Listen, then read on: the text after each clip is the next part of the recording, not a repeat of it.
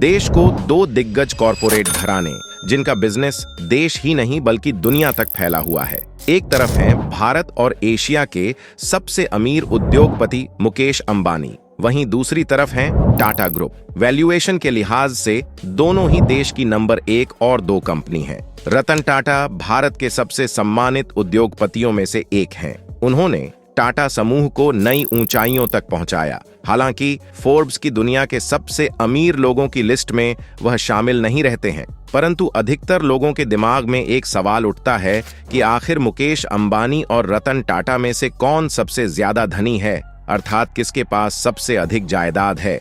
Overall देखा जाए तो दोनों एक दूसरे से काफी अलग हैं। और अगर हम इसी बीच बात करें नीता अंबानी की, तो मुकेश अंबानी ने अपनी वाइफ को 1 नहीं 2 नहीं बल्कि 3 बार प्राइवेट जेट गिफ्ट किए हैं। पर प्राइवेट जेट, लग्जरी कार्स और एंटीलिया के मालिक मुकेश अंबानी के पास सिर्फ 6 कंपनियां हैं। वहीं पर अगर रतन टाटा की बात करें तो ITTU से बंगले में रहने वाले रतन टाटा के पास 135 कंपनियां हैं। अब आप ही बताइए, 6 वर्सेस 135 किसकी जेब होगी भारी? अगर रतन टाटा अपनी पूरी दौलत अपने हाथों में ले तो वह भी एशिया के, क्या इस दुनिया के सबसे अमीर आदमियों में अपनी गिनती करवा सकते हैं। लेकिन वह ऐसा क्यों नहीं कर रहे हैं? तो चलिए सवालों का जवाब जानने के लिए शुरू करते हैं हमारा आज का वीडियो और दोनों बिजनेसमैन के पैसे और शो ऑफ से भरे सफर को जानते हैं। मुकेश अंबानी वर्सेस रतन टाटा, किसका शो ऑफ है ज्यादा? तो नंबर 1 पर बात करते हैं दोनों की कंपनियों की शुरुआत से। टाटा कंपनी की शुरुआत हुई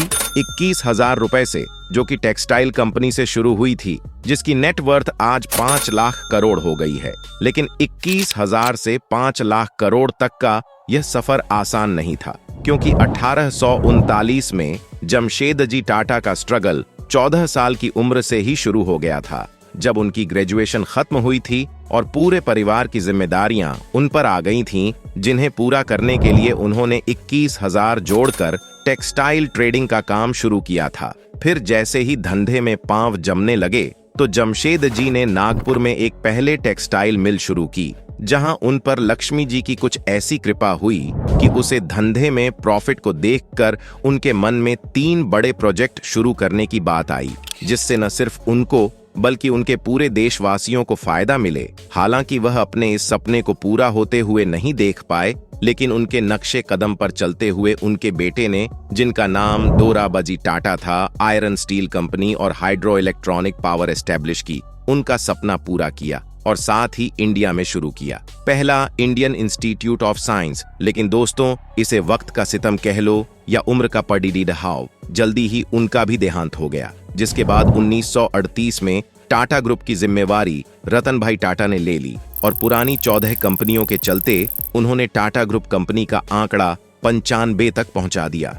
इतना ही नहीं, इसके साथ ही JRD टाटा ने इंडिया की पहली एयरलाइन टाटा एयरलाइंस की भी शुरुआत की, जिसके बाद उसे गवर्नमेंट ने अपने अधीन लेते हुए उसका नाम एयर इंडिया रख दिया। पर इन सब के बाद 3 पीढ़ियों का नाम और काम आगे बढ़ाने की जिम्मेदारी मिली रतन नवल टाटा जी को, जिन्होंने इसे बखूबी निभाते हुए टाटा इंडस्ट्रीज का नाम आज ग्लोबल में ऐसा फेमस कर दिया है कि बच्चा बच्चा टाटा के बारे में जानता है और टाटा के साथ काम करना चाहता है। तभी तो आज कंपनी का नेटवर्क 5 लाख करोड़ तक पहुंच गया है। अब बात करते हैं उस इंसान की, जिसकी एक गाड़ी की कीमत में एक नॉर्मल इंसान अपना बंगला बना लेता है। और सिर्फ इतना ही नहीं, उन्होंने 6 फ्लोर की जितनी बड़ी अपनी पार्किंग अपने घर में बनाई है, ना उतनी ही बड़ी बिल्डिंग में मुंबई के आधी से ज्यादा पॉपुलेशन रहती है। जी हाँ, आपने सही अनुमान लगाया। हम बात कर रहे हैं अंबानी की, जिसके हाथ में कोई सोने का कटोरा नहीं था और हमारे पापा की तरह ही उनके पापा धीरू भाई अंबानी ने भी कड़ी मेहनत करके अपनी सैलरी से सिल्वर पॉइंट जमा कर करके अपना बिजनेस शुरू किया था। पैसे जमा होने के बाद धीरू भाई अंबानी विदेश की नौकरी छोड़कर मुंबई आ गए और एक चाल में रहने लगे। और बड़ी कड़ी मेहनत और संघर्ष के बाद उन्होंने रिलायंस कमर्शियल कॉरपोरेशन की शुरुआत की। यह कंपनी मसालों में ट्रेड करती थी। जब मसाले के धंधे में वह बिल्कुल सेट हो गए तो उन्होंने विमल नाम से कपड़ों का बिजनेस शुरू कर दिया। लेकिन विमल लोगों को लुभाने में फेल हो गया और कस्टमर का रिस्पांस उसे अच्छा नहीं मिला, जिसके बाद उसके स्टॉक में लोगों से इन्वेस्ट करवाने और उनके स्टॉक को बेचने का काम धीरू भाई अंबानी ने शुरू किया। लेकिन यह अपने आप में एक बहुत बड़ी बात थी कि जिस टाइम में लोग इन्वेस्ट करना नहीं जानते थे, उस टाइम में धीरूभाई अंबानी ने विमल के आईपीओ में लोगों से इन्वेस्ट करवाया और ऐसे इन्वेस्टमेंट कार्रवाई की जिसका फायदा कंपनी और इन्वेस्टर्स दोनों को भरपूर हुआ और कुछ ही सालों में 70 करोड़ के रेवेन्यू वाले रिलायंस का रेवेन्यू 2002 में 75,000 करोड़ हो गया। लेकिन इस रेवेन्यू और बिजनेस में सक्सेस के चलते रिलायंस इंडस्ट्रीज का नाम फॉर्च्यून 500 में शामिल हो गया। लेकिन शायद धीरूभाई अंबानी के हिस्से में इतनी ही सक्सेस थी, इसीलिए तो इस साल उनकी तबीयत खराब होने की वजह से उनकी डेथ हो गई। उनकी मौत के बाद उनके पूरे बिजनेस को उनके दोनों बेटे मुकेश और अनिल अंबानी के बीच डिवाइड कर दिया गया। पर दोनों भाइयों के बिजनेस का तरीका काफी अलग था, इसलिए जहां एक भाई कोर्ट में गवाही दे रहा था कि उसकी नेटवर्थ 0 हो गई है, वहीं मुकेश अंबानी के नेटवर्थ 7,930 करोड़ डॉलर हो गई थी। चलिए अब बात करते हैं इन दोनों के प्रेजेंट की, यानी कि दोनों के आज के पैसे की, क्योंकि लड़ाई तो सारी पैसे की ही है ना। क्या आप जानते हैं कि 88 मिलियन की नेटवर्क वाले मुकेश अंबानी रिलायंस रिटेल, रिलायंस पेट्रोलियम और रिलायंस जियो जैसी कंपनी के मालिक हैं। वहीं पर 135 कंपनी की सब्सिडीज होते हुए भी टाटा इंडस्ट्रीज की नेटवर्क हमेशा अंबानी से कम रहती है।